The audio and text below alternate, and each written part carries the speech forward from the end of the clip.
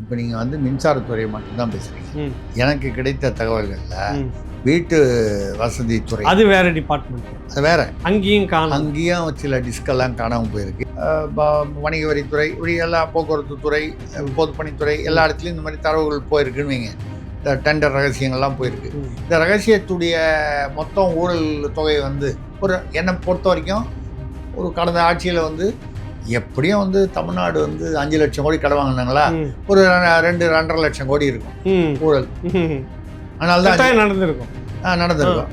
இந்த 2 லட்சம் கோடி ஊழலை நம்ம மறைக்கணும்னா சும்மா ஒரு சாதாரணமாக ஒரு 10% வச்சு அது கூட 50-50 கொடுத்து பிரச்சனையை முடிச்சுக்கலாம். அது ஏதோ ஒன்று நாங்கள் அவரும் சொல்கிறோம், வேணா அவர் வந்து கேட்க சொல்கிறோம். அப்போ இந்த உயர்ந்த மனிதர் வந்து அவர் மூலமாக வந்து நிறைய இடங்களுக்கு கூட்டணி கட்சிகள் அதில் வந்து அனுப்பிச்சாங்களாம். இதில் தோழர்கள் மட்டும் இல்லைங்க வெக்கமாக இருக்குது வேணான்ட்டாங்களாம். ஏற்கனவே ஒரு தடவை வாங்கினதே தப்புன்னு சொல்லி அவங்க பேசியிருக்காங்க. இப்போ ஏற்கனவே ஒரு டிவியை வாங்கியாச்சு, இப்போ புதுசாக ஒரு வெற்றி ஒன்று தொடங்க போகிறாங்க. இருக்கிற எக்ஸிஸ்டிங் ஒரு பெரிய ஒரு மீடியாலையும் நம்ம வந்து இப்போ போய் பங்கு வாங்கிட்டோம், சீனியர் மீடியாவில். ஆமாம், வாங்கிட்டோம். என்ன நீங்கள் முரசொலி வச்சுருந்தா நீங்கள் பெரிய ஆளா? நீங்கள் உங்கள் நிலைமை வந்து இதே மாதிரி ஒருத்தர் வந்து ஒரு உங்கள் நிலைமையிலே ஒருத்தர் இருக்கிறார். அவர் யாருமே போய் பார்க்கறது இல்லை. போகிறவங்கெல்லாம் வந்து சின்னவரை மட்டும் பார்த்துட்டு போயிடுறாங்க. அவர் யாருமே பார்க்கறது இல்லை. அவர் ரொம்ப வருத்தமாக இருக்கிறாரா?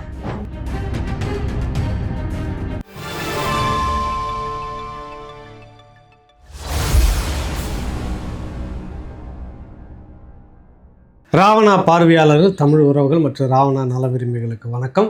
தொடர்ந்து உங்களுடைய பேர் ஆதரவுக்கு நன்றி. வழக்கம் போல் பஞ்சாயத்தை கூட்டுறவங்க நிகழ்ச்சி மதிப்புக்குரிய திரிசக்தி ஐயா நம்மோடு இருக்கின்றார், சந்திக்கிறோம். வணக்கம் ஐயா. வணக்கம். வணக்கம் ஐயா. முதல்ல நம்ம வந்து தமிழ்நாட்டில் திரைப்படம் என்பதை 4 சுவர் கான்கிரீட் ஸ்டூடியோக்குள்ளிருந்து வெளியில் இழுத்து கிராமப்புறத்துக்கு கொண்டு போய் யதார்த்தத்தை திரைப்படத்தில் நுழைத்து, அது வரைக்கும் வந்து கற்பனை கதைகளும் கற்பனை கதாபாத்திரங்களை வைத்து தான் வந்து தமிழ் திரைப்படங்கள் பொதுவாக இருந்தது. நம்ம யாரையும் வந்து இதுவாக வந்து இவங்க வசதி இவங்க கம்மி அப்படின்னு நம்ம பேசலை. பொதுவாக இருக்கக்கூடிய அந்த இது வந்து எப்படி இருந்துச்சுன்னா ஒரு அதாவது கற்பனை கதைகள் இந்த மாதிரி தான் இருந்துச்சு. குடும்ப கதை ஒரு குடும்பத்துக்குள்ளே நடக்கிறது இந்த மாதிரி இருந்துச்சு. அது அப்படி அது தவறுன்னு நம்ம சொல்லலை. ஆனால் முதலில் எல்லாம் ஒரு ஸ்டுடியோவுக்குள்ளாகவே எடுத்துக்கிட்டாங்க. நகரத்தில் இருந்து நகர வாழ்க்கையை விட்டுவிட்டு கிராம வாழ்க்கையை அடிப்படையாக எடுத்துக்கொண்டு கிராமங்களை வந்து பச்சை பசேல்னு காமிச்சது மட்டும் இல்லாமல் அந்த கிராமத்தில் உள்ள யதார்த்த வாழ்க்கையை வந்து சினிமாவுக்குள் கொண்டு வந்து கிராமங்களை வந்து சினிமா மூலம் மேம்படுத்திய வந்து ஒரு பெருந்தகை ஐயா பாரதி ராஜா அவர்கள், இயக்குனர் இமயம் அவர்கள். அவர் வயது மூப்பு, பல உடல்நல கோளாறு இதெல்லாம் வச்சு அவரை 84 வயது, நல்ல நிறைவான வாழ்க்கை. என்ன அவருக்கு நேர்ந்த துயரம் வந்து அவர் இருக்கும் பொழுதே அவருடைய மகன் இழப்பை வந்து அது மிகப்பெரிய ஒரு புத்திர சோகம்னு சொல்லுவாங்க. அது வந்து ரொம்ப கொடுமையான விஷயம். ஆனாலும் அவர் வாழ்ந்த வாழ்க்கை நிறைவானது. அவர் விட்டுட்டு போன ஒரு அதாவது வரலாற்று சுவடுகள் என்பது பல நூற்றாண்டுகளுக்கும் வந்து மறக்கப்படாமல் எல்லாருமே பேசுவாங்க. இனி யார் வந்தாலும் அந்த பாதையில் தான் பயணிக்கணும்.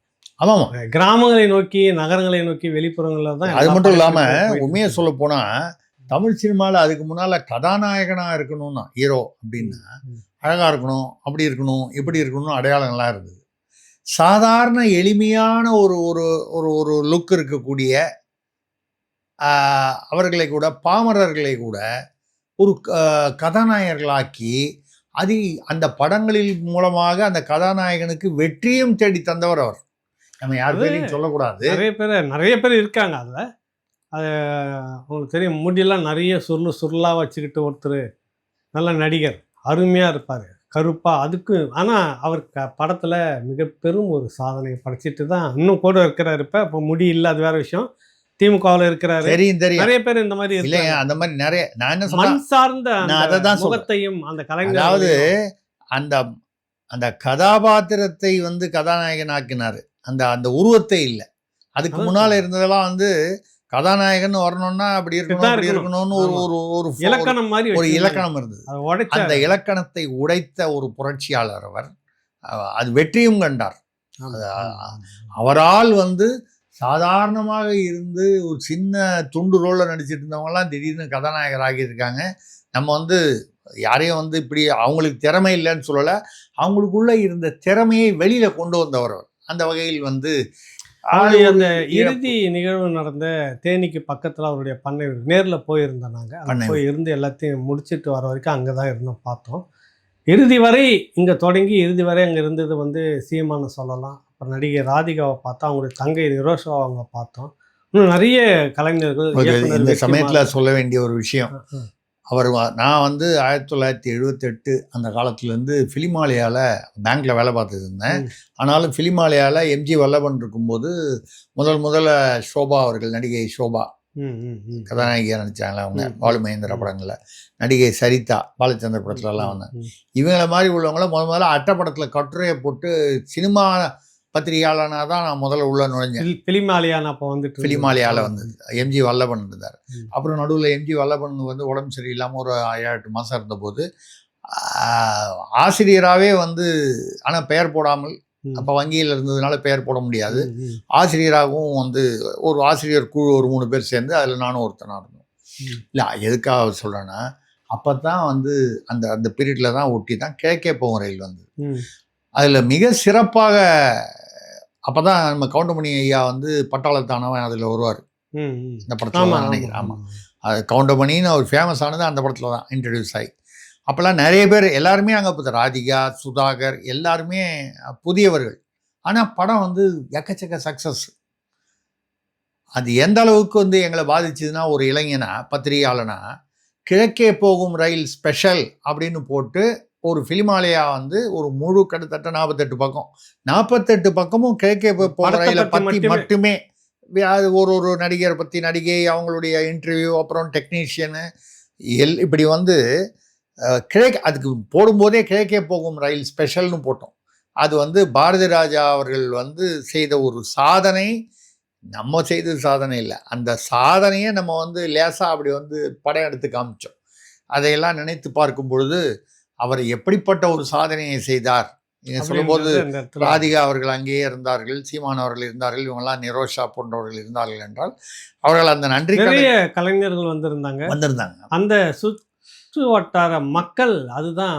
ஒருவேளை சென்னையில் நடந்திருந்தால் அப்படின்னு வச்சுக்கோங்களேன், அந்த திரைப்படத்துறையை சேர்ந்து கொஞ்சம் பேர் வந்து இன்னும் கொஞ்சம் அதிகமாக வந்திருப்பாங்க. அவ்வளோதான், அதை வந்திருப்பாங்க. ஒரு கூட்டம் இப்போ இவங்கெல்லாம் நிறைய வராமலே பேர், இப்போ வடிவேலு நகர்ந்திருக்கும். வந்தாரு, அப்புறம் நெப்போலியன் ரொம்ப வருத்தப்பட்டு பேசியிருக்காரு. அதெல்லாம் எல்லாம். ஆனால் அங்கே வந்து பார்த்தீங்கன்னாக்கா இந்த கலைஞர்களோடு சேர்ந்து அந்த கிராமம், சுற்று வட்டார கிராமம்லாம் அந்த சொந்த பந்தம், அந்த அந்த அந்த அந்த மோளம் அடித்து எடுத்துகிட்டு வருவாங்க. ஒவ்வொருத்தரும் அந்த இது எடுத்துகிட்டு வருவாங்க. அந்த தெரியல நடக்குங்க. ஆமாம், அப்படியே நடந்தது. அதே சத்தம், அதே அந்த இது அந்த சொந்தத்தில் போட்டுக்குவாங்கல்ல, ஏன் முறை ஓம் முறையா ஏன், இது எல்லாம் அந்த தோப்பு முழுக்க மக்கள் கூட்டம் இல்லை அது நிறைந்து என்னன்னா வழிந்தது. அந்த அரசு மரியாதை உண்மையிலேயே அதுவும் பண்ணாங்க. அதுவும் பாராட்ட வேண்டிய விஷயம். தென் மாவட்டத்தில் வந்து அவரை வந்து உண்மையிலேயே சொல்லணும்னா மண்ணின் மைந்தர் அப்படின்னு சொல்கிற அளவுக்கு பெருமைப்பட்டு கொள்ளக்கூடிய அந்த அளவுக்கு மக்களும் என் மண்ணின் மைந்தன் என்பதை மரியாதையை இல்ல, செய்து அவங்க முடிச்சாங்க. தான். அதையும் மக்கள் பார்க்கணும். அதை காண்பித்து கொண்டார்கள். ஆ. அவருடைய அதில் அதை ஒட்டி வரும்போது இப்போ அரசியலுக்குள்ளே வருவோம். ஏதோ ஒரு தோப்பில் ஒரு நாடகம் நடக்குது, ஏழலங்குயிலன் ஏதோ ஆமாம், பாட்டோட தான் அதாவது நீங்கள் சரி பாரதி ராஜா நினைவாக பாடிட்டு வர்றீங்களா, இல்லை வேற எதுக்காக இப்போ வந்து இல்லை, அதை நான் பாடுனீங்க பாடினது நீங்க? அது என்ன நான் காரணம்? பாடினது வந்து ஆ. அது தோப்பில் இல்லை, ம். கோப்பில். கோப்புன்னா ஃபைல், ஆ. அரசு கோப்புகள் இருக்குல்ல. இல்லை கோப்பில் ஒரு நான் இப்ப நாடகம் நான் இல்ல, நடக்குது, இல்ல, நான் ஏலேலங்கிலியே. நான் சீரியஸாக கேட்குறேன். நீங்கள் பாடுனது தோப்பில் ஒரு இல்லைன்றனா இல்லைங்க, என்கிட்ட வர பண்ணி பாடிட்டு வந்த பாட்டை பாட்டு, அந்த பாட்டு ஆ, அப்படி அது சொல்லுங்க. கல்லுக்குள் ஈரம் படத்துல ஆ, பாரதி பாரதி ராஜா ராஜா அவர்களுடைய படம். படத்துல ஓ. தோப்பில் ஒரு நாடகம் நடக்குது, அதான் நான் நினைச்சேன், அதை நான் நினைச்சேன். ஏலேலங்கிலியேன்னு ஆ. நான் வந்து நினைச்சு பாடிட்டு வர்றது ம். கோப்பில் ஒரு நாடகம் நடக்குது ஏலேலங்கிலியேன்னு ஏன்னு கேட்டா ஆரம்பிச்சிட்டீங்க பத்தியா, உங்க வேலையை ஆரம்பிச்சிட்டீங்க பார்த்தீங்களா? சரிங்க நான் ஒரு ஒரு உருக்கமான ஒரு விஷயம், இல்ல, ஒரு அது தலைவனுக்கு உணர்வுபூர்வமான மரியாதை விஷயம் முடிஞ்சு செய்திருக்கோம். போச்சு. அது ரைட். அவர் நீங்க இந்த அதான் ஃபைல், அரசு ஃபைல்கள்ல ஒரு நாடகம் நடக்குது. ஆமா. ஏன்னு கேட்டா 717 மதுக்கடையை மூடுறேன்னு சொன்னாங்களா, மூடிட்டேன். முதல்ல வந்து மூடுறேன்னாங்க. செய்தியா இருந்தது. ஆமா. அப்புறம் வந்து 436 மூடினேன்னு சொன்னாங்க. அப்புறம் 717 மூடியாச்சுன்னு சொன்னாங்க. ரைட். ஒரு அரசாங்கம் சொன்னா அமைச்சர் தரப்புலயே சொன்னாங்க. ஆமா சொல்றேன் அப்படின்னு நினைக்கிறேன். அமைச்சரே சொன்னார். அமைச்சர் தரப்பெல்லாம் இல்ல, அமைச்சரே சொன்னார். மூடிட்டோம்னார். சரி மூடிட்டாங்க. நம்ம ஒரு அரசுன்னு தான் சொன்னா நம்ம நம்பி தானே ஆகணும். நல்ல விஷயம். ஆமா, அது மூடிட்டான்றாங்க, கரெக்டா இருக்கும் அப்படின்னா தகவல் அறியும் சட்டத்துல யாரோ கேட்குறாங்க. அவங்க என்ன கேட்குறாங்க, மொத்தம் இப்போ எவ்வளோ இருந்துச்சு, எவ்வளோ மூடி இருக்கீங்க, மிச்சம் எவ்வளோ இருக்கு, இந்த கடைகள் 4500 சொச்சம் கடை ஏதோ இருக்குது மொத்தம். முன்னால் இதுக்கு முன்னால் 712 முன்னால் 4700 4800 கிட்டத்தட்ட 5000 கீழே இருக்குது கடைகள். அந்த கடைகளில் எவ்வளவு இருந்துச்சு, எவ்வளவு மூடி இருக்கீங்க, மிச்சம் எவ்வளோ இருக்குது, இதனால் வந்து தொழிலாளர்கள் யாராவது வேலையை விட்டு நீக்கப்பட்டிருக்கிறார்களா, அவர்களுக்கு பணிமாற்றம் கொடுக்கும். ஒரு சாதாரண விஷயம், கேள்வி சாதாரண. இதில் வந்து இந்த 10 ரூபா கூட வாங்கினீங்களா 20 அந்த மாதிரி கொஞ்சம் சிக்கலான சப்ஜெக்ட் இல்லை. நம்ம அதெல்லாம் இருக்கு, பேச வேண்டியது நிறைய இருக்கு. 10 ரூபா இப்போ வாங்குறீங்களா இல்லையான்னு கேட்குற கேள்வி சாதாரண கேள்வின்றீங்க. அது ஒன்றும் சிக்கல் இல்லைன்றீங்க. இல்லை 10 ரூபா, அந்த 10 ரூபா வாங்குறீங்களா 20 ரூபா வாங்குறீங்களா, கேஸுக்கு 90 ரூபா வந்து அரசுக்கு இனிமேல் போகும்னு சொன்னீங்களே, இவ்வளோ நாளாக இப்போ ஏற்கனவே அரசு வாங்கியிருக்குன்றதா அப்போ நீங்கள் வாக்குமூலம் கொடுக்குறீங்களா, அப்படி நீங்கள் ஒப்புதல் வாக்குமூலம் கொடுக்குறதா இருந்தால் பறிமுதல் பண்ண போகிறீங்களா, அதை நீங்கள் அந்த யார் வாங்கினாங்களோ அந்த அதிகாரிகள் அமைச்சர் பேர்லாம் நீங்கள் நடவடிக்கை எடுப்பீங்களா, பணத்தை வாங்கி கஜானா கொண்டு வந்தால் நல்லது தானே. ஆமாம், அவங்க சொத்தை நீங்கள் வந்து சீஸ் பண்ணுவீங்களா, ஏற்பாடு பண்ணுவீங்களா, இந்த மாதிரிலாம் சிக்கலான கேள்வி, இந்த மாதிரி கேள்வி கேட்கணும். ஆனால் கேட்கல. சரி சரிங்க, நல்ல மனசு. யாரோ பாவம் வந்து எவ்வளோன்னு கேட்டு எத்தனை கடையை மூடினீங்கன்னு கேட்குறாரு. ஆமாம், அது கூட என்ன கேட்குறாரு, மொத்தம் எவ்வளோ கடை, எவ்வளோ மூடினீங்க, மிச்சம் எவ்வளோ இருக்குது, அந்த பணியாளர்கள்லாம் என்ன பண்ணீங்க, அவங்க வீட்டுக்கு அனுப்பிச்சிங்களா, வேறு ஏதாவது பணிமாற்றம் கொடுத்துருக்கீங்களா, சொல்ல வேண்டியதானே. நார்மல். கோப்பு நிலுவையில் இருப்பதால் இதற்கு எந்த விதமான பதிலும் தர இயலவில்லை. இது தகவல் அறியும் சட்டத்தில். சரி, ஒரு கேள்விக்கு அந்த பணியாளர்களை வீட்டுக்கு அனுப்பிச்சிட்டிங்களா, வேற எங்கேயா பணிமாற்றம் பண்ணீங்களா, அதுக்கு கோப்பில் கேள்வி நம்பர் 1க்கு உண்டான பதில் இதற்கும் பொருந்தும். அப்புறம் வேற வந்து இப்போ வந்து பள்ளிகளுக்கும் கோயில்களுக்கும் பக்கத்தில் இன்னும் எவ்வளோ இருக்கு. இப்போ கூட முதல்வர் வந்து அவர் நீலாங்கரையில் வீடு, அது கூட நான் கூட வேறு இதுலேயே பேசியிருந்தேன். போயஸ் கார்டனில் வீடு பார்த்துக்கிட்டு இருக்காராம், யாரோ தர்றாங்கிறாங்களா, அந்த வீட்டை வாங்கிட்டு அங்கே போகிறேங்கிறாரு முதல்வர். அது போகலாம், என்ன நமக்கு ஒரு மைய பகுதிக்கு ஓரமாக இருந்துட்டு வந்து போகிறதுல கொஞ்சம் நேரமாகுது. அதனால் வந்து கொஞ்சம் சிட்டியில் வந்து நல்ல நியாயம். ஆனால் ஒன்று கொஞ்சம் நம்ம வந்து நல்லது நினைச்சு சொல்றோம், எல்லாருக்கும் பொதுவா நல்லது நினைப்போம். நீங்க நல்லது நினைச்சு தான், நல்லது தவிர வேற எதுவுமே நான் வந்து நினைக்க மாட்டேன். ஆமா, நல்லதை நினைச்சு மட்டும்தான் நீங்க பேசுறீங்க. ஆமா, கரெக்ட். அது வந்து போயஸ் கார்டுன்னு ஐயா கொஞ்சம் பாத்துங்க, அதை வாஸ்து கிஸ்து எல்லாம் கொஞ்சம் கரெக்டா கேட்டுங்க. யாரோ பண்டிட்டு என்னமோ கூட வச்சிருக்கீங்களா ஒரு ஆள் ஜோசியர், அந்த ஆள் வேற பிரியங்கா காந்தி பிரதமர் ஆவாரு, கமலஹாசன் முதல்வராகி 20 வருஷம் தமிழ்நாட்டை ஆழ்வார்லாம் சொன்னார். சரி ரைட்டு, நல்ல ஜோசியராக பார்த்து கேளுங்க, அவ்வளோதான் நம்ம சொல்லலாம். நம்ம யாரையும் வந்து நல்ல ஜோசியரா இல்லையா நமக்கு தெரியாது. பாருங்க, போயஸ் கார்டன்ல பாருங்க, ஜெயலலிதா இருந்தாங்க, எவ்வளவு சிக்கல் இருந்தாங்க. அதோட நம்ம கரெக்டாக நிறுத்திப்போம், வேற எதுவும் சொல்லலாம். ஆமாம். சசிகலாவும் இப்போ அங்கே எதிரில் ஒரு பங்களா கட்டிட்டு போயிருக்காங்க, இருக்காங்க. அரசியல் இல்லை, போயஸ் கார்டனில் இருக்காங்க. இன்னொருத்தர் ஆமாம், ரஜினிகாந்த், அவர் போயஸ் கார்டனில் தான் வந்து இருந்துக்கிட்டு அரசியலில் வருவேன்னு சொல்லிகிட்டே இருந்தார். கடைசியில் வரல. கடைசியில் இப்போ அவங்க சம்சாரம் வந்து போன தடவை நம்ம பேசணும், மக்கள் மேடைன்னு ஆரம்பிக்கணும்னு. ஆக அவரும் இருக்காரு. இப்படி போயஸ் கார்டனுக்கு அரசியலுக்கும் ஒரு விதமான ராசி இருக்குதே ஐயா. அது ஏன் வந்து போயஸ் கார்டன் பக்கம் போறீங்க? இந்த பக்கம் ஏதாவது போட் கிளப் மாதிரி அதை விட இன்னும் கொஞ்சம் நல்ல இடமா போங்க. அங்க ஒருத்தர் 45 சேனல் வச்சு நடத்திட்டு இருக்காரு, அவர்லாம் இருக்காருல்ல, எத்தனை கேஸ் போட்டாலும் சமாளிச்சுட்டு நிக்கிறாங்கல்ல, அந்த மாதிரி ஒரு ஸ்ட்ராங்கான இடத்துல, வாஸ்து ஸ்ட்ராங்கா இருக்கிற இடத்துல போய் நில்லுங்க. அப்படின்னு சொல்ல வரீங்க. ஆ, ம். அவர்கள் வந்து உலகத்துல இல்லைங்க. யார் கட்சியை சேர்ந்தவன் எத்தனை பேர் வேணாலும் ஜெயிலில் இருப்பான், ம் தான் மட்டும் இருக்க மாட்டாங்க பாருங்க. இல்லைங்க, அது கரெக்டாக பாருங்க. அந்த வாஸ்து. இந்த வாஸ்துல வந்து அந்த பேர்களோட பொருத்தம் இருக்கு. ம். நீங்க இதெல்லாம் உன்னிப்பாக அரசியல்னா எல்லாத்தையும் கவனிக்கணும். ம். போட் கிளப் ம். எவ்வளவு அலை வந்தாலும் அதை தாண்டி நீச்சல் அடித்து வருவாங்க. போட்டு படகுல வர மாதிரி, ம். அது போட் கிளப். ம். இது போயஸ் கார்டன். ம். போ ம். போறவனெல்லாம் போன்னு சொல்லி அனுப்பி விடுற கார்டன். ம். அங்க ஏங்க போறீங்க?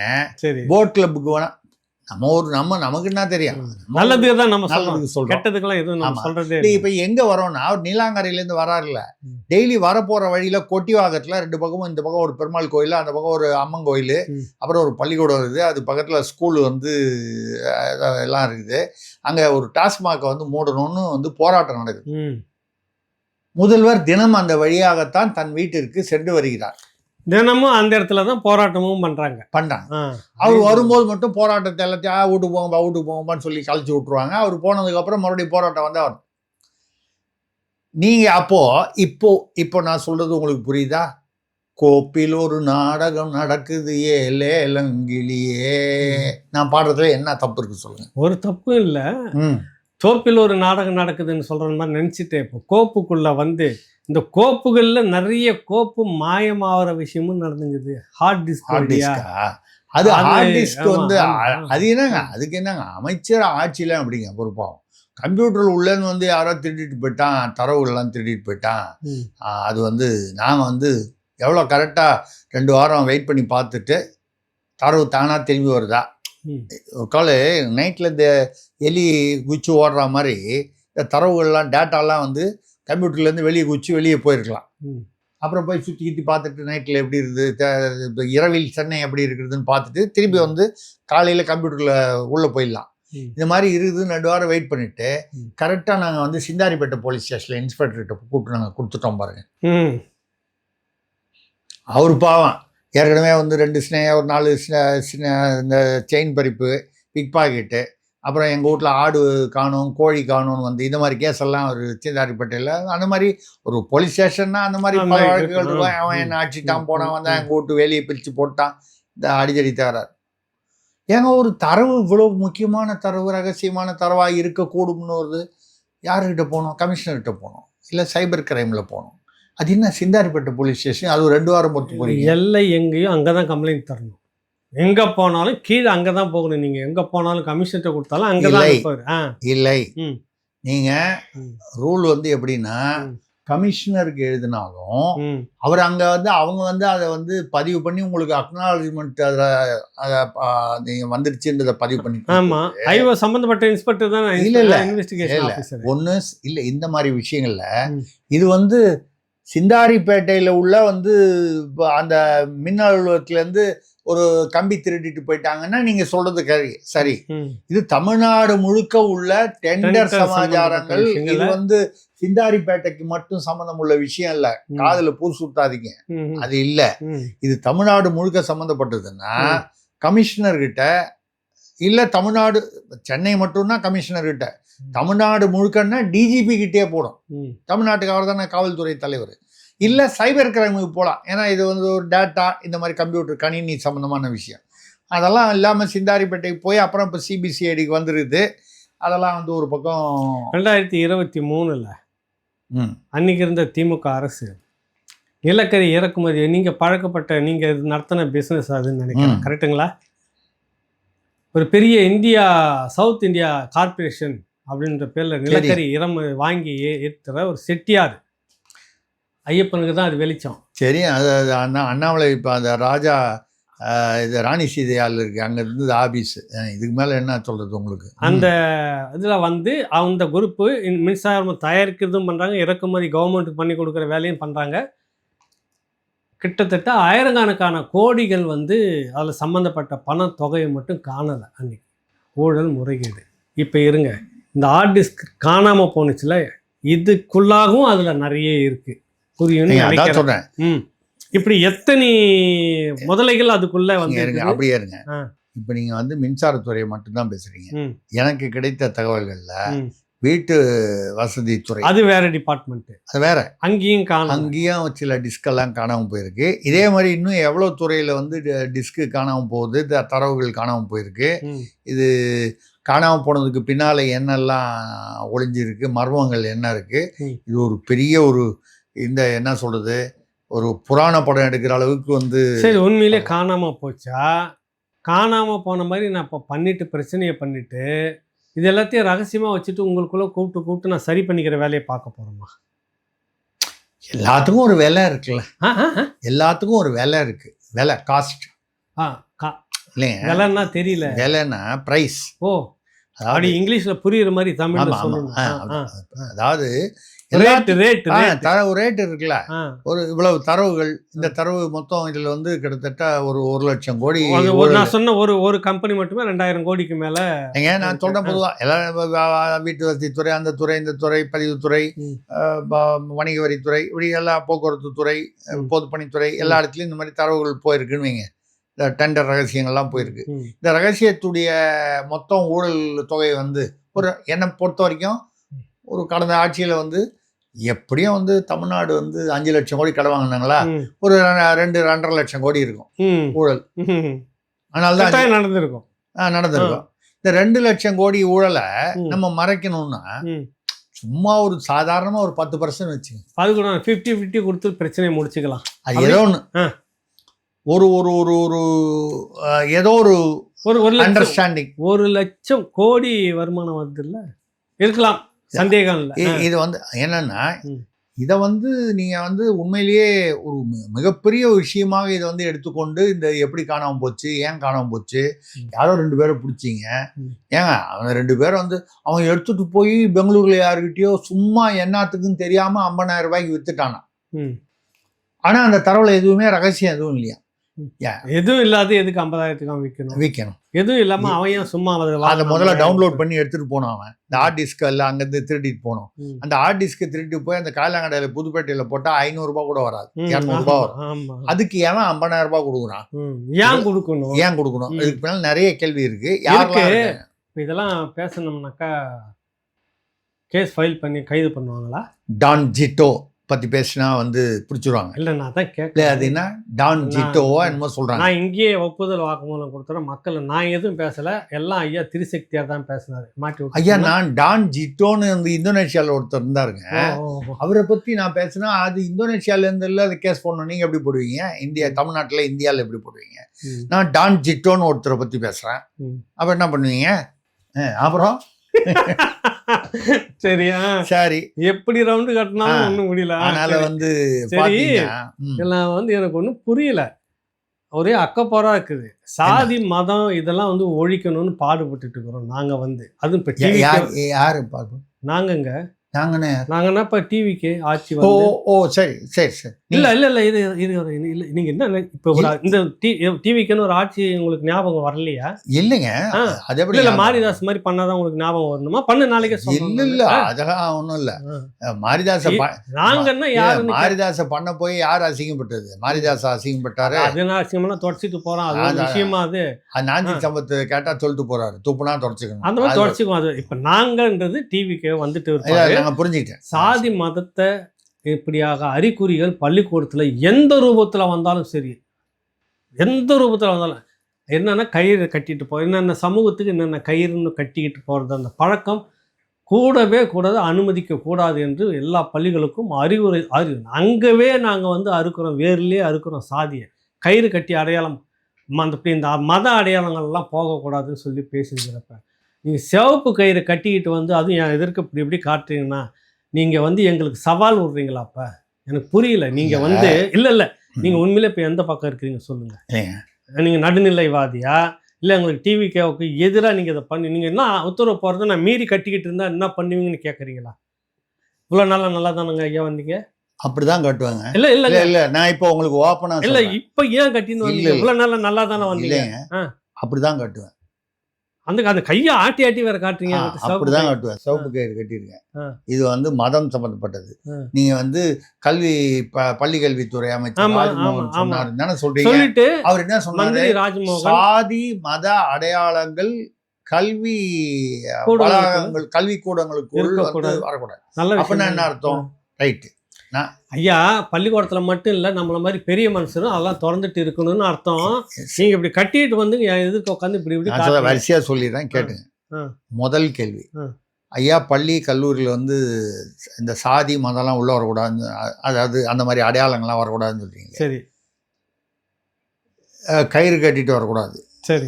இந்த மாதிரி கயிறு, இந்த மாதிரி தாயத்து, ம். ஏதோ ஒன்று. ம். நாளைக்கு திருநீரிட்டு வரக்கூடாதுன்னு சொல்லுவீங்களா? ம். ஏன்னா அதுவும் ஒரு அடையாளம் தான். ம். இல்லை சில பேர் நாமம் போட்டு வருவாங்க, ம். அவங்க வைணவமா சைவமான்னு. ம். உடனே பொன்முடி பக்கம் போயிடாதீங்க, அவர் அந்த மாதிரி அவர் பேசுகிற மாதிரி ஆபாசமாக நம்மளால் பேச முடியாது. ம். அதை பற்றி பேசலை. நான் உண்மையான ம். சமயம், ம். இந்து சமயம்னு பார்த்தா சைவம் பட்டையா வைணவம், அப்படியா அதான் அப்படின்றது சைவமா இருக்குது. வைணவமா, சரி ஓடி. அது ஒரு அடையாளம் இருக்கும் அவங்கவுங்களுக்கு. அந்த மாதிரி ஒன்று இருக்குது. ம். அப்புறம் வந்து இஸ்லாமியர்கள் வந்து இந்த ஜில்பாபுன்னு சொல்லுவாங்க, ஹிஜாபுன்னு சொல்லுவாங்க, பர்தான்னு சொல்லுவாங்க. அவங்க போட்டு அப்படிதான் வருவாங்க. போறாங்க. அது வேற. ஆம்பளைங்க வந்து இந்த குல்லா வச்சிருப்பாங்க, பாவம். தாடி வச்சிருப்பாங்க. ஆமா, அடையாளமா ஆமா. கிறிஸ்தவர்கள் வந்து சிலுவை போட்டு வருவாங்க. சர்ச்சே இருக்குது நிறைய கல்வி நிறுவனங்கள்ல. கல்வி உள்ளே வந்து சின்னதா சர்ச் சர்ச் இருக்குது. வச்சிருக்காங்க. அப்போ நீங்கள் வந்து அதை சர்ச்செல்லாம் அடிச்சிருவீங்களா? ம். தமிழ்நாட்டில் வந்து பிரபலமான ஒரு கோயில் கபாலீஸ்வரர் கோயிலில் வந்து லயலா காலேஜ் 99 வருஷம் லீஸ் முடிஞ்சு 5 வருஷம் ஆச்சு, இன்னும் இருக்குது. ம். லீஸ் எக்ஸ்டெண்ட் பண்ணலன்னு சொல்கிறாங்க. ம். ம். அது நடக்குது. அப்போ வந்து நீங்கள் இதை எப்படி கொண்டு வருவீங்க? ம். அப்புறம் வந்து இந்த சர்தார்ஜின்னு சொல்லுவோமே நம்ம சீக்கியர்கள், அவங்க எப்போவுமே அந்த தாடி வச்சுருப்பாங்க, தலையில் ஒரு அது என்ன அந்த ஒரு டர்பன் மாதிரி கட்டியிருப்பாங்க. அவங்க சின்ன வயசுலேருந்தே கூட பார்த்தீங்கன்னா அப்படி அது சின்ன டர்பன் ஒன்று வச்சுருப்பாங்க, சின்ன பசங்க கூட. இதெல்லாம் நீங்கள் சாதி அடையாளம் கூடாதுன்னு சொல்வீங்களா? சாதி மத அடையாளம், இது முதல் கேள்வி. ம். ரெண்டாவது, ராத்திரி 12 மணிக்கு அந்த எழும்பூர், அது என்ன ஹஸ்ரத் தர்கா, ஆமா. அதில் போய் சந்தனக்கூடு வந்து போய் போத்துட்டு வரீங்களே, ம். ராத்திரி 12 யாரு மணிக்கு. யாரு? நாங்க. ராஜ்மோகன், பள்ளிக்கல்வித்துறை அமைச்சர். அமைச்சர் ராஜ்மோகன். நடுராத்திரி 12 மணிக்கு போறீங்க. நீங்க போறதை பத்தி நான் வந்து ஒன்றும் சொல்ல, ம். எம்மதமும் சம்மதம் சொல்லி நீங்க போறதை வந்து நான் உங்களை பாராட்டு எல்லாருமே போறோம். எல்லாம் இந்து பாராட்டு. மக்கள், அங்க நிறைய இந்து மக்கள் தான் ஐயா, இருப்பாங்க தர்காவுல. இந்தோனேஷியாவில் வந்து அந்த அவங்க கௌரவ ஆலோசகராக இருக்கும்போது அந்த அம்மா மேகாவதியோட புருஷன் தாஃபிக் கிமாஸ்னு, அவர் நாகூர் தான் அவருடைய பூர்வீக, அவர் கொள்ளு தாத்தா எள்ளு தாத்தான்னு அவர் பார்க்கணுன்னு வந்தார். நான் தான் அவரை கூட்டு போனேன், ம். நாகூர் தர்கா கூட்டு போய் அங்கே உள்ளவங்கள்ட்டலாம் அறிமுகப்படுத்தி உள்ளலாம். ம். இதில் வந்து நம்ம அது பிரச்சனை இல்லை. அது மட்டும் இல்லை, மக்கள், இன்னைக்கு வந்து நாகூர் தர்கா போன்ற இடங்களில் அந்த சந்தனக்கூடு அந்த விழா நடக்குது இல்லை வருஷம், ம். அதுல முதல் பங்கு ம். கொடுக்கறோல அங்க உள்ள இந்துக்கள். ஆமா, ஆமா. இதே மாதிரி எத்தனையோ இந்து கோயில்கள் வந்து இஸ்லாமியர்கள் கிறிஸ்தவர்கள் வேளாங்கண்ணி கோயிலுக்குள்ள பாத்தீங்கன்னா அதிக எண்ணிக்கையில இந்துக்கள் இந்துக்கள் தான் உள்ள போறாங்க. இருக்கிறாங்க. ஸோ இதெல்லாம் நம்ம வந்து மத அந்த நல்லிணக்கத்தில் நமக்கு நம்பிக்கை இருக்கு. அதுல இருக்குது. ஆமா. நீங்க வந்து நடுராத்திரில அங்க போறீங்க, இரு, அப்புறம் உங்க இரு. வந்துடுறேன். ஏன் அப்புறம் நடுராத்திரி மந்திரி- நடுராத்திரி எனக்கு திருப்பி எனக்கு சொல்றீங்க? இல்லைங்க, புரியல. நடுராத்திரில ஏன் போனோம்? வெளிச்சத்துல போனா நல்லா பார்க்கலாம், நல்லா ஒரு நீங்க போறது எல்லாருக்கும் தெரியுமா? ஏன் ரகசியமா போனோன்றதையும் வீடியோ எடுக்கணும், ரீல்ஸு. ஆனால் வந்து வெளியில் வந்து அப்படி மக்கள் ரொம்ப இல்லாத போது போகணும். இது தேவையா? ம். நான் போகிறது தேவையான்னு கேட்கல, ம். நடுராத்திரியில் போகிறது தேவையா? ம். சரி, இப்படி வச்சுப்போம், அவருக்கு வர்ற நேரமே இல்லை, நேரம் இல்லாத உழைக்கிறாரு. ஆமா, ஆமா. அப்படின்னு கூட நம்ம நல்ல விதமாக எடுத்துகிட்டு போகலாம். ம். அப்புறம் யாரோ ஒருத்தர் சொல்கிறாரு, ஷாஜகான் அந்த மந்திரி, அவர் ஏற்கனவே சில கொஞ்சம் ஒரு மாதிரியாக பேசிக்கிட்டு இருக்காங்க, ஏதோ இலங்கையிலேருந்து நம்ம பதிவு பண்ணிட்டோம். பதிவு பண்ணிட்டோம். அதுல சம்பந்தப்பட்ட ஒரு ஆளை என்ஐஏ நேஷனல் இன்வெஸ்டிகேஷன் ஏஜென்சி தூக்கிட்டு போய் விசாரிச்சாங்கன்றது உள்பட நம்ம எல்லாம் பேசிட்டோம். ஆமாம், அவர் என்ன சொல்கிறாரு, வக்ஃபு வாரிய சட்டம் மத்திய அரசு கொண்டு வந்ததை நாங்கள் வந்து இது பண்ண மாட்டோம், ஏற்க மாட்டோம், தமிழ்நாடு ஏற்க மாட்டோம். காங்கிரஸ் நினைப்பில் சொல்லிட்டு இருக்கிறாரு. டிவிக்கு கூட்டணியில் கூட்டம். சரி, அதுவாக கூட அரசியல்னு சொல்லலாம். சரி. இதெல்லாம் விட்டு நீங்க கேட்குற கேள்விக்கு வரேன். நீங்க வந்து கயிறு ஏன் தாவேகாவுக்கு எதிரியா? ஆமா, தாவேகா கொள்கைக்கு ஆமா, எதிரி. ஆமா. வீம்புக்குன்னு கட்டின்னு வரீங்க நீங்க. இல்ல, முதல்வர் மாண்புமிகு முதல்வர் விஜய் இதே மாதிரி ஒரு சிவப்பு கயிறு கட்டியிருக்காரா இல்லையா பாருங்க. அவரை பார்த்தா நான் கட்டியிருக்கேன். அப்போ தாவேகா கொள்கைக்கு எதிரானவர் மாண்புமிகு விஜய் என்பது உங்களுடைய கருத்தா, இல்ல அதோட முக்கியமா கல்வி அமைச்சர் ராஜ்மோகன் அவருடைய கருத்தா? அப்ப ராஜ்மோகன் வந்து சிவப்பு கயிறு கட்டக்கூடாதுன்னு சொல்றது என்ன பார்த்து சொன்னா கூட நான் ஏத்துப்பேன். மாண்புமிகு முதல்வர் அவர்களை பார்த்து சொல்ற மாதிரி இல்ல இருக்கு. இப்போ அவர் எனக்கு சந்தேகம் வருது. அப்போ தாவேகா ஆட்சியில் இருக்கக்கூடிய அமைச்சரவையில் இருக்கக்கூடிய பள்ளிக்கல்வித்துறை அமைச்சர் இப்படி நாசூக்காக மறைமுகமாக சிவப்பு கயிறை கட்டக்கூடாதுன்னு சொல்றாரு. யாரை பார்த்து? அவருடைய தலைவர் அவர் இப்பதான் அங்க கொல்லூர் மூகாம்பி கோயில் போயிட்டு வந்திருக்காரு. டெல்லி போயிட்டு நேரம் நெல்லூருக்கு டெல்லியிலேருந்து நேராக அங்கே கர்நாடகா அது போயிட்டு ஏன்னா வந்து இவர் ஜான் ஆரோக்கியசாமி இருக்கார்ல, ம், அவர் வந்து பேர் ஜான் ஆரோக்கியசாமி, ஆக்சுவலா அவர் வந்து கவுடா ம், கிறிஸ்தவரா மாறி. இப்ப நம்ம ஊர்ல வந்து உடையாரு ரெட்டியார்லாம் எல்லாம் மாறி கிறிஸ்தவரா இருப்பாங்க, மாறுறாங்க இல்லையா, எல்லாத்தையும் நாயுடு மாறுறாங்க, அந்த மாதிரி பல இதுல மாறுறாங்க, ம். எஸ்சில இருந்து மாறுறாங்க, ம். எல்லா ஜாதியில இருந்து மாறுறது வாய்ப்பு இருக்கு. ம். அந்த மாதிரி அவர் கவுடாவா இருந்து மாறினவரா. ம். அவர் தான் வந்து கொல்லூர் மூகாம்பிக்கு போயிட்டு வாங்கினாங்க. ரெண்டாவது எம்ஜிஆர் ஜெயலலிதாலாம் போயிட்டு வந்து வெற்றி பெற்றாங்க, ஆட்சி சாதனை பண்ணாங்க. நல்ல விஷயம்தான், ஒரு கோயிலுக்கு போயிட்டு வராரு. மூகாம்பிகை கோயிலுக்கு போயிட்டு வராருல, ம். அப்படிலாம் வந்து முதல்வரே வந்து கயிறு கட்டிட்டு வந்திருக்கிறாரு. கயிறு கட்டிட்டு அவர் வந்து கொல்லூர் மூகாம்பிகை கோயிலுக்கே போறாரு. ம், நீங்க கயிறு கட்டக்கூடாதுன்னு சொன்னா ம். அப்ப நீங்க திமுகவின் ஸ்லீப்பர் செல்லா?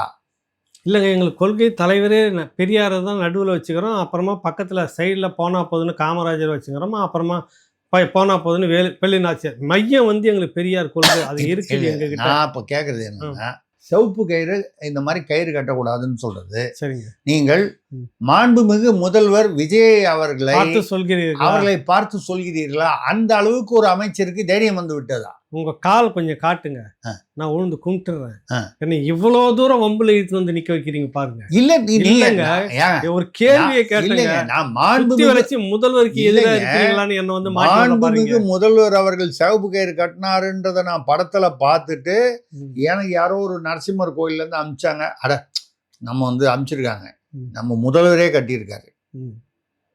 அவர் வந்து ஜோசப் விஜய் ம். அப்படிப்பட்ட அவரே கட்டும்போது மத நல்லிணக்கம் அதெல்லாம் மனசுல வச்சுக்கிட்டு சுந்தர அவர் கட்டுறாரு. ராமர் அப்ப பேர்ல நான் இருக்கக்கூடிய வந்து ஏன் கட்டக்கூடாது? நான் இந்து, ம். நான் இந்து மதத்தை சேர்ந்தவன், நான் சொல்றதுல என்ன இருக்கு? ம். அப்ப நான் கட்டுறதுல தப்பே இல்லை ம்.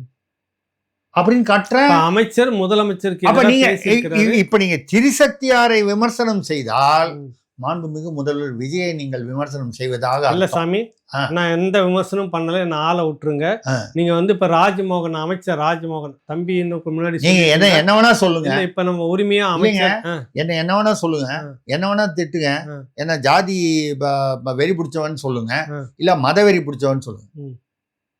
எங்களுடைய மக்களால் தேர்ந்தெடுக்கப்பட்ட எங்களுடைய மாண்புமிகு முதல்வரை பார்த்து இப்படி நீங்கள் கொஞ்சம் கால சொல்வது காட்டு கும்பிட்டுறேன். நீங்க என்ன நீங்க இவ்வளவு எம்சியா ரொம்ப எனக்கு ரொம்ப ஆவேசமா இருக்குது. தெரியாம ஒரு கேள்வி இல்ல, கேட்டுட்டேங்க நானு. இல்ல, இது முதலமைச்சரா ரொம்ப குறை சொல்ற அளவுக்கு என்ன கொண்டு போய் நிறுத்திட்டீங்களே, நான் அந்த நான் அளவுக்கு நீங்க வந்து யாரு? ராஜ்மோகனின் குரலாக குரலை பார்க்கிறேன். ஐயோ ஐயோ சாமி, நான் செவனேன்னு தாங்க பேசுறேன். ஒரு அந்த ராஜ்மோகனுக்கு பின்னால் யார் இருப்பது? அவரை இயக்குவது யார்? திமுகன்றீங்களா? சித்தரஞ்சன் ரோடா அப்படின்னு நான் வந்து ஒரு சந்தேகம் வருதா வரலையா? ஏங்க, ஒரு கயிறுங்க, ஆ. சிவப்பு கயிறுக்குள்ள இவ்வளவு ஆக அரசியல். இது எனக்கு நல்லா தெரிஞ்சு போச்சு. ம். இந்த கயிறு விஷயத்துக்கு பின்னால இருக்கிறது திமுக. சித்தரஞ்சன் ரோடு சித்து விளையாட்டு. ஆ. சித்தரஞ்சன் ரோடு சித்து விளையாட்டில் தான் இது நடக்கிறதோ என்ற சந்தேகம் எனக்கு எழுது. அமைச்சர் பதவி கொடுத்து எங்களை உட்கார வச்சிருந்தாலும் நாங்க அங்கதான் விசுவாசமா இருப்போம்னு சொல்ல வரீங்களா? அப்படி ஒரு சந்தேகமும் யூகமும் மக்களுக்கு வருது இல்ல. ம். இது யார் தெளிவுபடுத்தணும்?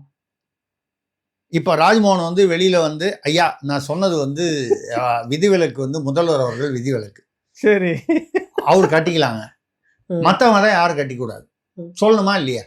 காலேஜுக்குள்ள அவரை சொல்லுங்க. இல்ல, காலேஜுக்குள்ள நாங்க சர்ச் நாயகன் படம் பாத்திருக்கீங்களா? இல்ல வச்சு நாயகன் படம் பாத்திருக்கீங்களா? பட்டை போட்டும் கேட்டுறக்கூடாது யாரும். நாயகன் படம் பாத்திருக்கீங்களா?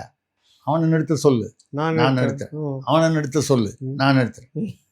ராஜ்மோகனை வந்து நீங்க வந்து பேச சொல்லுங்க, முதல்வர் விதிவிலக்கு அப்படின்னு சொல்லுங்க. அப்ப நான் ஒத்து. நீங்க அது வரைக்கும் நீங்க மட்டும் நடுராத்திரியில தர்காவுக்கு போவீங்க, இந்த பக்கம் போய் வந்து கோயில்ல கயிறு கட்டிக்குவீங்க, நாங்கெல்லாம் செய்யக்கூடாது, அது கேட்டா மதம் சாதி மத அடையாளங்களோட வரக்கூடாதுன்னு வைங்களே. அப்ப சித்தரஞ்சன் ரோட்டின் சித்து விளையாட்டா இதுன்னு நான் கேள்வி கேட்கறதுல என்ன தப்பு? இவ்வளவுதான் நான் சொல்றேன். ஒரு தப்பு இல்லை, நான் கேட்டதுக்காக வேணா ஏன்னா நான் இவ்வளோ தூரம் கொண்டு உள்ள கம்பி எதிர்க்க நிக்கிற மாதிரி இப்ப நான் கனவு காண்றேன். கம்பி இருக்குல்ல, கம்பி, கம்பிக்கு பக்கத்துல என்ன நிறுத்துறீங்களோன்னு நான் கனவு கண்டுட்டு இருக்கிறேன். பயமா இருக்கு உங்களை நினைச்சாக்கா. நான் யதார்த்தத்தை உள்ளதை உள்ளபடி சொல்லுவேன், கண்டதை கண்டபடி சொல்லுவேன், கண்டபடி சொல்ல மாட்டேன். அவ்வளவுதான் நான் என்ன சொல்லுவீங்க. ரைட். அது என்ன நைட்ல வந்து டிஸ்ட்ரிபியூட் எல்லோருக்கும் எல்லாமும் சொல்ற மாதிரி ஒரு இப்போ கூட உங்கள் ஆஃபீஸ்க்கு உள்ளே வரும்போது பார்த்தேன், ம். வழியில் நிறைய லிஃப்ட்டில் பொட்டி பொட்டியாக பெரிய பெரிய பொட்டி பெருசு, ம். பொட்டிலாம் பெருசுங்க, ரொம்ப பெருசு. நர்ஸா பொட்டி இறங்குச்சு. நான் நினச்சேன் காலி பொட்டி வந்து எல்லாத்தையும் அன்லோடு பண்ணிட்டு காலி பொட்டி தான் போகுது போலது. எங்க ராவணால் வந்து இறக்கிட்டு சரி ஏதோ ஏதோ நடக்குது டீலிங்க. நம்ம போகும்போது ஒரு பொட்டி ஐயா காலி பண்ணாமல் முழுசாவே கொடுத்தனுப்புங்க, நம்ம வண்டியில் ஏற்றுங்கன்னு சொல்லலாம் அப்படின்னு சொல்லி பார்த்தேன். நிறைய பொட்டி ஏறி போச்சு. சரி அது என்னன்னு தெரியல. ம். ஏன்னா எனக்கு வந்து வந்த தகவல், ஏன்னா அது மைண்டில் திங்க் பண்ணிட்டே வர்றேன் லிஃப்ட்டில் ஏறும்போது. சரி முந்தா நேற்று நைட்டு நமக்கு கிடைச்ச ஒரு தகவல் வந்து ம். எங்கேருந்தோ ஒரு ஒரு ஒரு முக்கியமான நபர், ஒரு உயர்ந்த மனிதர் ஒருத்தர் அதை வந்து நீங்க சொன்ன டான் என்ன பேர் சொன்னீங்க? டான் ஜிட்டோ. ஜான் ஜிட்டோ. அந்த நீங்க வகையறா. சொல்றது அந்த நாட்டு ஜான் ஜிட்டோ. ஆமாம், அது வந்து அந்த டான் ஜிட்டோ வகையறால வந்து ஒரு ஒரு உயரமா உயரமா இருப்பாரு. இருப்பார் ஒருத்தர். ம். எவ்வளோ பேர் நாட்டில் உயரமா இருக்காங்க. அமிதாப் பச்சன் கூட தான் உயரமா இருக்காரு. ம். நாங்கள் அவரை நினச்சி சொல்லியிருக்கோம். ம். அதுக்கெல்லாம் நடவடிக்கை எடுப்பீங்க. நான் ஒண்ணுமே சொல்லலையே. உயரமா இருக்கிறவர் சொன்னா எங்களை சொல்லிட்டீங்கன்னா, அமிதாப் பச்சன் கூட தான் உயரமா இருக்காரு. நம்ம நாங்கள் அவரு சொல்றோம், ஏன்னா அவர் வந்து கேட்க சொல்லுவேன். ம். அப்போ இந்த உயர்ந்த மனிதர் வந்து அவர் மூலமா வந்து ம். நிறைய இடங்களுக்கு கூட்டணி கட்சிகள் ம். அதில் வந்து அனுப்பிச்சாங்களாம். ம். இதில் தோழர்கள் மட்டும் இல்லைங்க வெக்கமாக இருக்குது வேணான்ட்டாங்களாம். ம். ஏற்கனவே ஒரு தடவை வாங்கினதே தப்புன்னு சொல்லி அவங்க பேசியிருக்காங்க. ம். அந்த முன்னால் உள்ள அந்த அந்த ஆளுங்கட்சிக்கிட்ட வாங்கினது சகலருக்கும் போய் சகலருக்கும் வந்து போட்டி போட்டியாக எல்லாருமே போச்சு. அப்போ நான் நினச்சேன், சரி இது எப்பவுமே வழக்கமாக வந்து இந்த மாதிரி விஷயங்களில் வந்து பத்திரிகையாளர்களை யூஸ் பண்ணுவாங்க. இப்ப இருவாரு ராவணா ஏகலைவன் அந்த வேலையை அந்த வேலையில் இருக்கிறாருன்னு நினைச்சிட்டீங்க நீங்க.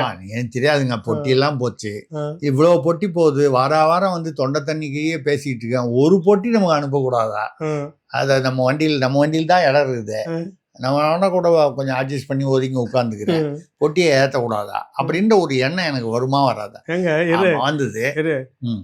இங்க இப்ப நம்ம அலுவலகத்துக்கு பக்கத்துல நேர் எதிரில் இருக்கிற இன்னொரு அலுவலகம், அது பெரிய சினிமா கம்பெனி. அவங்க படம் எடுக்கிறாங்க. ஐயோ, அதை தான் நான் சொல்றேன், இதுவுமே சினிமா கம்பெனி தான் அனுப்புறாங்களே. என்னங்க அது புரியாம இருக்கிறீங்க நீங்க என்னமோ இது என்னமோ நினைச்சுக்கிட்டீங்க. உங்க எதிரில் இருக்கிறது சின்னது சினிமா கம்பெனி. சரி, இப்ப நடக்கிறது பெரிய சினிமா கம்பெனி. அது உயர மனிதன் அவர்ல மொத்தமாவே அது பெரிய சினிமா கம்பெனி. அங்கங்க ரீல்ஸ் போட்டுக்கிட்டு இருக்காங்க பாருங்க. இல்லைன்னா வந்து தொழிலாளர் துறை அமைச்சர் வந்து அவர் நேர போய் ஆஸ்பத்திரி உள்ள போய் அவரு நான் ஆஸ்பத்திரியில் ஒழுங்காக நடக்குதா, எல்லாம் டாக்டர்லாம் வராங்க. ஆமாங்க, மொத்தம் இவ்வளோ டாக்டர் இருக்காங்க, இவ்வளோ பேஷண்ட் இருக்காங்க, இவ்வளோ பெட் இருக்குது, இவ்வளோ ஆப்ரேஷன் நடந்தது, எல்லாம் காதிலேயே வாங்க சுற்றி முற்றி பார்த்துட்டு. இவர் சிஎம் படங்க, இவர் சுகாதாரத்துறை அமைச்சரே இல்லை, இவர் தொழிலாளர் துறை. நீங்க ஏதாவது ஃபேக்டரிக்கு போய் இதே கேள்வி கேட்கலாம், கேளுங்க. இந்த மாதிரி போய் ஆய்வு பண்றாங்க. இது அதுக்கப்புறம் என்ன பண்றாரு, அவரு கட்சி நிகழ்ச்சி, அதாவது காலையில் கொடியேற்றுறது இத்தனை மணிக்கு இந்த அவங்க மாவட்டத்தில், அப்புறம் 12 மணிக்கு ஒரு நிகழ்ச்சி, 3 மணிக்கு ஏதோ திறந்து வைக்க, எல்லாமே கட்சி. இது பூரா எதுல வருதுன்னா, இல்ல இப்ப நீங்க உரிமை மீறல்ல வந்து நிற்கீங்க. என்ன உரிமை மீறல்? அடிப்படை உரிமை மீறல்ல திரிசக்தியார் வந்து இறங்குறீங்க. நான் இல்லைங்க, எனக்கு நான் ரீல்ஸ் போட்டு ஆகணும். அது வழியில எந்த துறையா இருந்தாலும் எதுவாக இருந்தாலும் நான் போகணும் வரணும், ரீல்ஸ் போடணும். அதெல்லாம் நீங்க தலையிடுறீங்க, உரிமை மீறல். அந்த மாதிரி வந்து யாரும் வந்து எல்லா இடத்துலையும் போய் ஆய்வு பண்ண முடியாது. நீங்க வெறும் அமைச்சர் போன அமைச்சரே வந்து இலாகா மாதிரி போறாரு, அதுவே வந்து தவறு. அந்தந்த இலாகாவுக்கு அப்போ ஒண்ணு பண்ணுங்க, எல்லா அமைச்சரையும் இலாகா இல்லாத அமைச்சர், நம்ம செந்தில் பாலாஜி அண்ணன் கொஞ்ச நாள் வச்சிருந்தாங்கல்ல இலாகா இல்லாத அமைச்சரா, அந்த மாதிரி எல்லாரையும் இலாகா இல்லாத அமைச்சரா வச்சிருங்க. மொத்தம் இருக்கிற ஏதோ ஒரு 40 இலாகா இருக்குதுன்னு வச்சுக்கோங்க, தோராயமா சொல்றேன், 40, 30, 50 எல்லாம் வந்து முதல்வருக்கு பின்னால் இருக்கும்.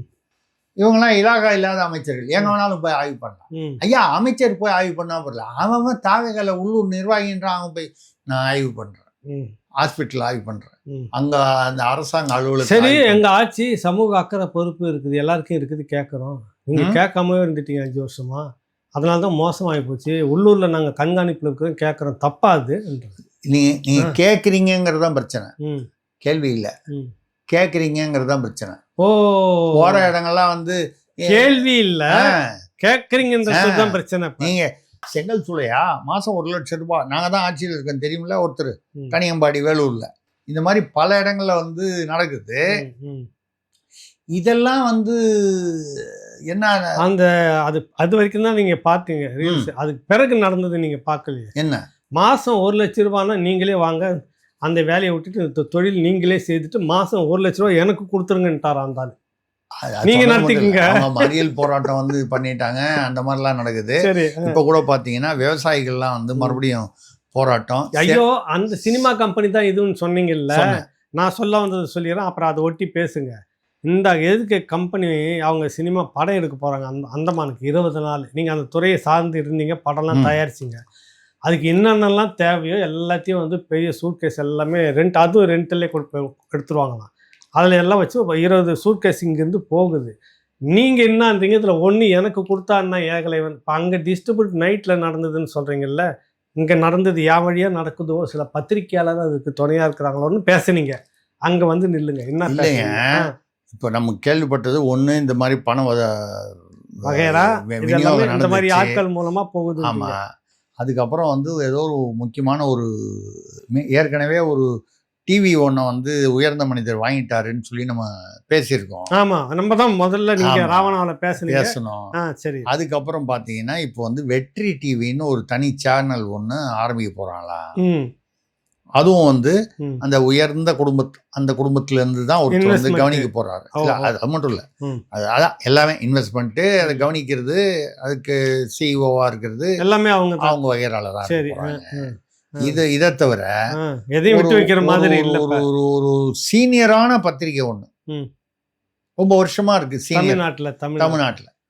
அவங்க ஒரு தன்னடக்க எனக்கு இல்லைங்க, அவங்க தன்னடக்க இல்லை இருங்க. அது இருக்கிறதுல நாட்டில் சீனியர் ஜூனியர்னு இருக்கும், இளையவர் மூத்தவர்னு. நீங்கள் எதை சொல்கிறீங்கன்னு எனக்கு தெரியும். நான் தமிழக அரசியல் பத்திரிகை நடத்தும் போது சீனியர் கேள்வி பதில்கள் அப்படின்னு சொல்லி 25,000 கேள்வி பதில் சொல்லியிருக்கேன். நான் தான் பதில் சொல்லுவேன். அது பேருக்கு தான் நான் சீனியர், ஆனால் நான் ஜூனியர். புரியுது. சீனியர்னு நான் பேர் வச்சிருக்கேன், ஆனால் நான் ஜூனியர். புரியுது. ஆனால் சில பேர் ஜூனியர்னு பேர் வச்சிருப்பாங்க, அவங்க சீனியராக இருப்பாங்க. ஆமாம், இந்த தத்துவம் உங்களுக்கு புரியுது. ரைட். இப்போ ஏதோ ஒரு பத்திரிகை டீம் ஒரு 10 பேர் அப்படியே டீமோட போய் அங்கங்க அவர் உயர்ந்த மனிதருக்கு, அவர் வந்து ஆரோக்கியமா இருக்கிறவருக்கு, இந்த மாதிரி வந்து அங்கங்க ஒரு 10 பேர் வந்து செட் ஆயிட்டாங்க. பர்சனல் செக்ரட்டரி ஏதோ ஒரு வகையில செட் ஆயிட்டாங்க. இது மட்டும் இல்லாம இவங்கள தான் வந்து பொலிட்டிக்கல் பிஏவா வந்து அமைச்சர்கள்லாம் வைக்கணும்னு உயர்ந்த மனிதர் சொல்றாருன்னு ஒரு பிரச்சனை ஓடிக்கிட்டு இருக்கு. அங்கிருந்து தான் வரணும் அந்த அமைச்சர்லாம் வந்து. எனக்கு புரியல, இருங்க வர. அது ஏன் அங்கிருந்தே அந்த பத்திரிகையில இருந்து மட்டும்தான் வைக்கணும்னு என்ன கட்டம்? அவங்களுக்கு நிறைய அரசியல் அனுபவம் இருக்கும். இந்த இதுக்கெல்லாம் வசூல் பண்ற, அதான் நான் வசூல் தான் வேற ஏதாவது நினைச்சுக்க போறீங்க. விவரங்களையும் மக்களுடைய தகவல்களையும் குறைபாடுகளையும் மக்களிடமிருந்து வசூல்னா என்ன வாங்கிக் கொள்ளுது. வசூல்னா நீங்க வேற மாதிரி தப்பா நினைக்கணும். அந்த மாதிரி ஏதோ செய்தியை வந்து வாங்கி அந்த அனுபவம் அவங்களுக்கு இருக்கிறதுனால வந்து அவங்க வந்து இருந்திருப்பாங்க. அப்படி இருந்தா இப்படி உட்காந்து நான் வந்து ஏன் இருக்க போறேன், நீங்க என்ன போட்டி அனுப்புறீங்க, அது காலி போட்டியா, அது இதுதான் நான் பாத்துக்கிட்டு இருக்க போறேன்னா. ரைட்டு, நான் 10 பேருக்கு போட்டி அனுப்புற நிலைமையில வந்திருப்பேன், அதை விடுங்க. அப்போ வந்து இது வந்து அவங்க ஒரு டீமே வந்து அங்கங்க போய் இறங்கி இருக்கிறதா சொல்றாங்க. இதை வச்சு நீங்கள் வந்து என்னன்னு பார்த்தீங்கன்னா, இவர்கள் ஒரு அந்த ஒரு பத்திரிகை உலகத்தையே இப்படி வந்து விலை கொடுத்து வாங்கிட்டாங்க. இப்போதான் ஏன் இங்கிருந்து தான் நீங்கள் பிஏவை வச்சுக்கணும், இங்கிருந்து தான் நீங்கள் அங்கே வச்சுக்கணும். கடந்த ஆட்சியில் கூட பார்த்தீங்கன்னா நம்ம இளையவர் இருக்கிறார்ல, இளையவர் உதயநிதி சின்னவரா, அது வேற இளையவர்னு சொல்ல மன்னவர் சின்னவருக்கு கடந்த ஆட்சியில் ஒருத்தர் இதே போல் தான் பர்சனல் செக்ரட்டரி. அந்த தம்பியும் அது பிரபலமான நீங்கள் சொன்ன மாதிரி பத்திரிகை ஒர்க் பண்ணிட்டு தான் அங்கே போனார். இப்போ நீங்கள் சொல்கிறது பார்த்தாலும் அங்கேருந்து தான் எல்லாமே உதவியாளர்கிட்ட நிற்கிறாங்க அங்கங்கே. ஆமாம், ஏதோ ஒன்று நடக்குது அங்கே, ஏதோ ஒன்று அப்படின்ற மாதிரி ஒன்று தோணலையா? ஆமாம், இது வந்து இது வந்து வாங்கிட்டாங்களா பங்கா? இல்லை, அதான் சொல்கிறேன். இப்போ இந்த டீமை ஏன் அனுப்புகிறாங்க? சாதாரணமாக வந்து ஒரு பத்திரிகை மீடியாவை நடத்துகிறவங்க வந்து திடீர்னு 10 பேர் அமைச்சிட்டு அப்புறம் எப்படி நடத்துறது? எந்த பத்திரிகைக்கும் எந்த ஒரு மீடியாவுக்குமே உள்ள ஒரு பிரச்சனை. திடீர்னு போனாக்கா திடீர்னு போயிட்டாங்க, நிறைய பேர் போயிட்டாங்கன்னா கஷ்டம். என்னன்னா பங்கை வந்து உயர்ந்த மனிதர் கொஞ்சம் அதுல வாங்கிட்டாராம். வா இங்க வாங்க Share, வழிக்கு, share. இங்க வாங்க வழி. ஷேர் வாங்கிட்டாராம். சோழிய குடுமி சும்மா ஆடாது. ஆடுது இல்ல. ஆமா வாங்க. ஆமா. அப்போ அங்க வாங்கிட்ட உடனே வாங்கிட்டாங்க. அதன் மூலமா எல்லாரையும் கண்காணிக்கணும், எல்லாருக்கும் ஏங்க தகவல். இப்போ நான் வந்து ம். தப்பா நினச்சிக்காதீங்க, எனக்கு அப்படிலாம் ஒரு எண்ணம்லாம் இல்லை, இல்ல சந்தேகப்படாதீங்க. இல்ல இல்ல நான் பண்ணமா நான்லாம் அப்ப நான் உங்களை என்ன நான் சந்தேகம். ரொம்ப நல்லவன், என் தலையெழுத்து அதை நானே சொல்ல வேண்டியிருக்குது. ம். சரி பரவாயில்ல. ம். நீங்கள் வந்து இப்போ ராவணாவில் இருக்கிறேன், ம். ராவணா பேசிக்கிட்டு இருக்கேன், விருந்தினராக பேசிக்கிட்டு இருக்கேன், அவ்வளோதான். இதை Guest. தவிர எனக்கு ராவணாக்கும் எனக்கும் வேற ஒன்றும் நிர்வாகத்தில் தொடர்பு இல்லை. இல்ல. ஆமா ஆமா. நான் உங்களை ஷேர் ஹோல்டர் ஆகிட்டேன், உங்கள்கிட்ட முதலீடு போட்டு ம். நான் ஒரு ஷேர், இது வரைக்கும் எவ்வளவு செலவாயிருக்கப்பா ஒரு பங்கு நீ அதெல்லாம் வச்சுக்கோ. ஏதோ ஒரு பணம் உங்களுக்கு கொடுத்து வாங்கி ஷேர் அது வாங்கிட்டீங்க. ஷேர் நான் வாங்கிட்டேன், ம். பின்பக்கமாக வாங்கிட்டேன், ம். வெளிப்படையாக இல்லாமல் பின்பக்கமாக வாங்கிட்டேன். ம். இப்போ ம். உங்கள்கிட்ட வேலை செய்கிறவங்களாம் ம். நான் சொல்கிறத கேட்கணுமா வேணாமா? கேட்டு தானே ஆகணும். கேட்கணும். அங்கே போனால் போகணும், ஆமா அங்கேருந்து இங்கே போனால் போகணும், போகணும், எது எது செய்யணும். செய்யணும். அதுக்கப்புறம் அவங்க மூலமாக வர்ற வசூலாகும் விவரங்கள், ம். தகவல்கள் தகவல்கள். தகவல்கள் வசூல்னோடனே வேற ஏதாவது நினச்சக்கூடாது. இதை நம்ம பார்த்து அது என்னன்னு பார்த்து அதெல்லாம் நம்ம கம்யூனிகேஷன் பண்ணி அதெல்லாம் கோஆர்டினேட் கரெக்டாக பண்ணி பார்த்து அதெல்லாம் டேட்டாஸ் கொடுக்கணும். இப்போ முடியுமா? ம். ஸோ அப்போ ஏன் நாங்கள் அங்கே போய் வாங்குறோம்னு? ம். இப்போ ஏற்கனவே ஒரு டிவியை வாங்கியாச்சு, இப்போ புதுசாக ஒரு வெற்றி ஒன்று தொடங்க போகிறாங்க. போறோம். இருக்கிற எக்ஸிஸ்டிங் ஒரு பெரிய ஒரு மீடியாலையும் நம்ம வந்து இப்போ போய் பங்கு வாங்கிட்டோம். சீனியர் மீடியாவில். ஆமாம், ம். வாங்கிட்டோம். ம். என்ன நீங்கள் முரசொலி வச்சுருந்தா நீங்கள் பெரிய ஆளா? நீங்கள் இது நல்லா இருக்கு சவால். ஆ? ஒரு சில வச்சிருந்த நீங்க பெரிய முரசொலி ஆளா வச்சுருந்தா நீங்க? நீங்கள் பெரிய ஆளா? நீங்கள் உங்களோட எவ்வளவு வச்சிருக்கோம் பாத்தீங்களா?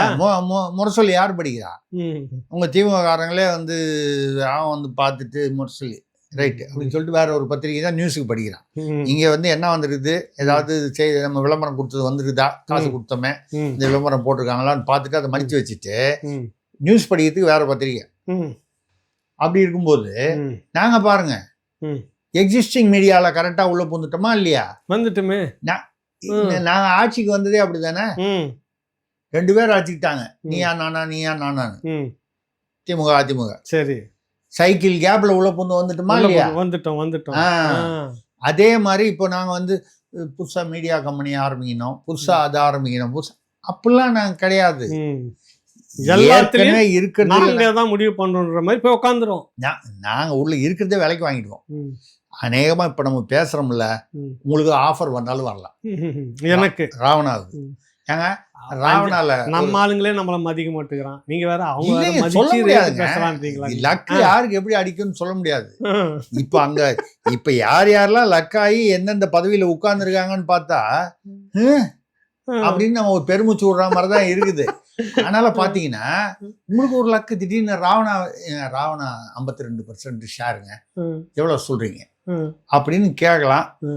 என்ன சொல்கிறேன், அப்படி ஏதாவது வந்தால் நீங்கள் வேணான்னு விட்டுறாதீங்க, நடவடிக்கை செய்யுங்க. ஆனால் ஒன்று, இந்த ஐடியாவை வந்து அவங்களுக்கு கொடுக்கறதுக்கு இது மூலமாக கொடுத்ததுக்கு திருசக்தியார் தான் ஷேர் கொடுத்துடலாம். ஒரு நன்றி கடன் வச்சுங்க.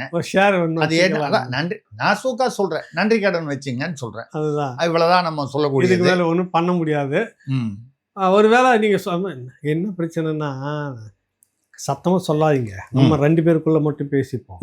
நம்ம ஆளுங்களே இருக்கிறாங்கல்ல, நம்ம ஆளுங்களே நம்மளை வந்து பார்க்கறது இல்லை. இல்லை இன்னொருத்த வந்து பார்த்து விட்டு